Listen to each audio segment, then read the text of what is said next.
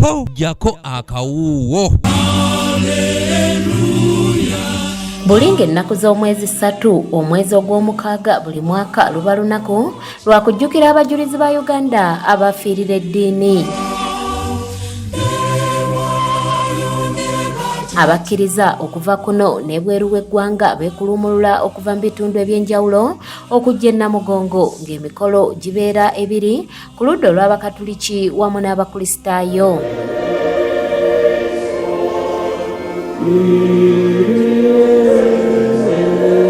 Olunaku olwaleero essaza ly'e Fort Portal nga lye ligenda okutegeka ku ludda olw'Abakatuliki omwaka guno balambuludde ku nteekateeka z'omulundi guno. If you are walking, better follow the traffic rules and the guidance that you are given by the police and other leaders of the different groups that you may be working with. So don't just stray or do things in your own way. Follow the guidance that you are given by the leaders, particularly the traffic officers. Mu lukuŋŋaana lw'abannamawulire basinzidde ne bategeeza nti bakozesa akawumbi kalamba okuteekateeka omukolo guno ng'okwogera bino babadde ku kitebe ky'eggwandiiso ly'Abakatuliki Nsambya nga bakulembeddwamu omusumba w'e Fort Portal, the Right Reverend Dr. Robert K. Muhira. There's a lot of preparation that have to be done so that when the million pilgrims plus come, you have to prepare things in a different way. And of course things have changed at Namugongo. Things are more organized. We have pavilions, we have different things that you see which have led the place of Namugongo to be upgraded. Okusinziira ku nteekateeka bakusooka nakusaba novena wamu n'okulamaga mu bifo eby'enjawulo okutandika ng'ennaku z'omwezi 25 omwezi ogwokutaano wakati mu kweteekerateekera olunaku lwanga 3 ogw'omukaaga. Love and hope. This theme is derived from the scriptures, particularly from the Gospel of Matthew chapter 28 verse 19 and also Romans chapter 3 verse 35. When you look at the spirit of the martyrs, the way they died, they had been baptized, some are not been baptized. However, there will be a special novena prayer using the same prayer starting from the 25th of May. Omusumba Muhira era agamba nti abalamuzi okuva e Fort Portal bakuŋŋaanira mu Kampala naddala kwekereza ya St. Matia Mulumba mu Kampala mukadde konewalala. So there are other activities where we are planning here in Kampala, like to celebrate Mass with KG, that is with Christians who come from Fort Portal, who reside here in Kampala, in Entebbe, Jinja.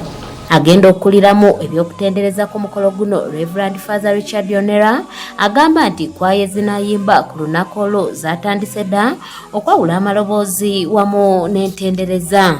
A theme song has already been composed and the choir is busy practicing it. Very soon we shall have it recorded and also rolled out. The choir is very key in this whole celebration. So we have already assembled a choir of 300 choristers. They have begun very serious practices.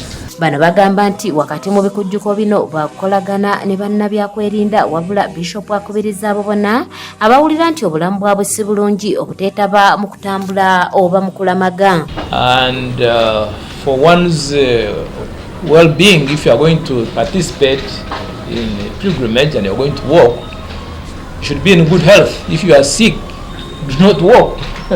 First, make sure that you have good health so as to take part in this foot pilgrimage from whichever place you are coming from. So that is the simple advice I would give.